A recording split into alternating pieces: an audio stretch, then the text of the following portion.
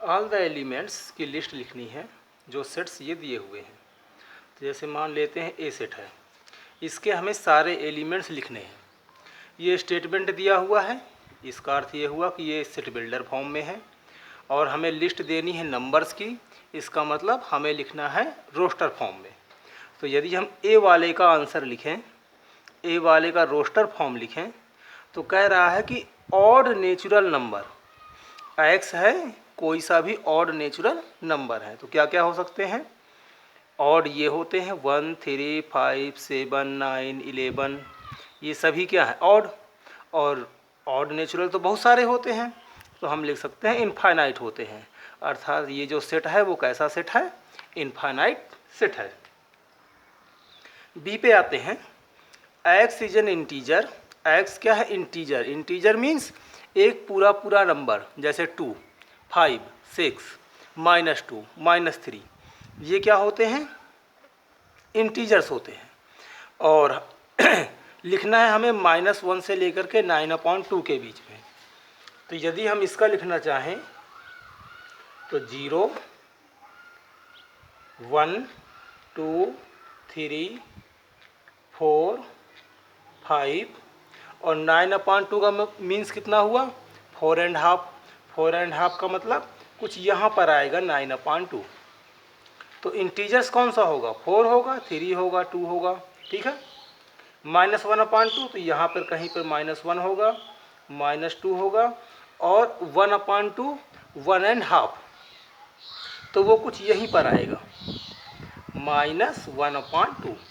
तो इसके और 9/2 के बीच के लिखने हैं, बीच के कौन कौन से होंगे? 0, 1, 2, 3 एंड 4। तो जो बी का आंसर होगा, बी का जो रोस्टर फॉर्म होगा वो होगा हमारा 0 से लेकर के 4 तक। ना तो हमें 4.5 से आगे जाना है और ना ही 1/2 से कम। 1/2 9/2 क्यों नहीं लिया हमने? क्योंकि ये इंटीजर्स नहीं है, ये फ्रैक्शनल नंबर है। और हमें क्या चाहिए थे? इंटीजर्स चाहिए थे जो पूरा पूरा नंबर हो। ये सारे क्या है? पूरे पूरे एक नंबर है, कंप्लीट नंबर है। सी पे आते हैं। तो एक्स स्क्वायर लेस देन 4। तो एक्स स्क्वायर 4 को इस तरफ करेंगे तो माइनस में आएगा, इधर कुछ नहीं होगा तो 0 होगा। इसको हम लिख सकते हैं एक्स स्क्वायर -2 स्क्वायर। इसको हम लिख सकते हैं x - 2 x + 2। नंबर लाइन 0, 1, 2, -1, -2, आगे और भी नंबर होंगे, लिखो या फिर ना लिखो। क्योंकि लेस देन लिखा हुआ है इसलिए इसकी वैल्यू यहाँ से लेकर के यहाँ के बीच में होंगी। इक्वल का साइन भी लगा हुआ है, ये लगा हुआ है, इसका अर्थ ये हुआ कि हमें -2 और +2 को भी लेना पड़ेगा।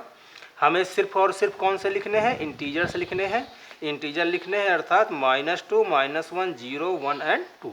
तो जो सी का आंसर होगा जिसमें हमें सिर्फ और सिर्फ इंटीजर लिखने हैं तो वो होंगे -2 से लेकर के +2 के बीच में। तो कुछ ये होगा। डी बिल्कुल आसान है। एक्स लेटर है लॉयल में, तो लॉयल में कौन कौन से लेटर आ रहे हैं? तो एक तो हमारा आ रहा है एल।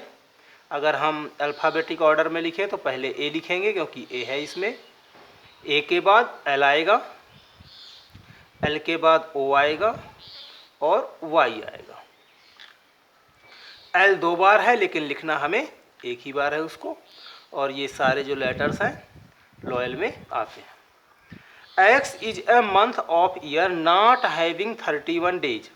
हमें ऐसे लिखने हैं जिसमें 31 डेज नहीं होते हैं, ऐसे मंथ के नेम लिखने हैं। तो बचपन में हमें एक मेथड सिखाया गया होगा, जनवरी, फरवरी। फरवरी में 31 डेज नहीं होते हैं तो यहाँ पर फरवरी लिखेंगे हम। फिर मार्च 31 का, मार्च के बाद अप्रैल, अप्रैल 30 का होता है, 31 डेज नहीं होते हैं। तो जनवरी, फरवरी, मार्च, अप्रैल, मई, जनवरी, फरवरी, मार्च, अप्रैल, मई। मई 31 का हो गया तो जून, जुलाई 31 का होता है, अगस्त भी 31 का होता है, तो सितंबर, अक्टूबर, नवंबर, तो सितंबर और नवंबर, तो सितंबर में भी और नवंबर में भी 31 डेज नहीं होते हैं। तो ये वो मंथ्स हैं जिसमें 31 डेज नहीं होते हैं, क्योंकि इसने नोट लिख रखा है। F X is a consonant in English alphabet. Consonant हमें पता है वोवेल्स और consonant, A E I O U vowels हो गए, इनके अलावा जितने भी अल्फ़ाबेट हैं वो कॉन्सोनेंट हो गए। विच प्रीसीड्स के, प्री मीन्स पहले, तो के पहले, तो इसको लिख सकते हैं हम के पहले तक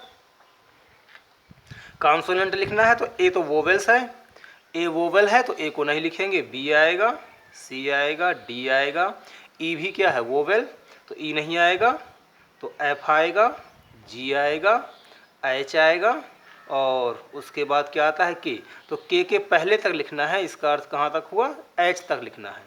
तो A B C D E नहीं लिखना है, एफ जी एच।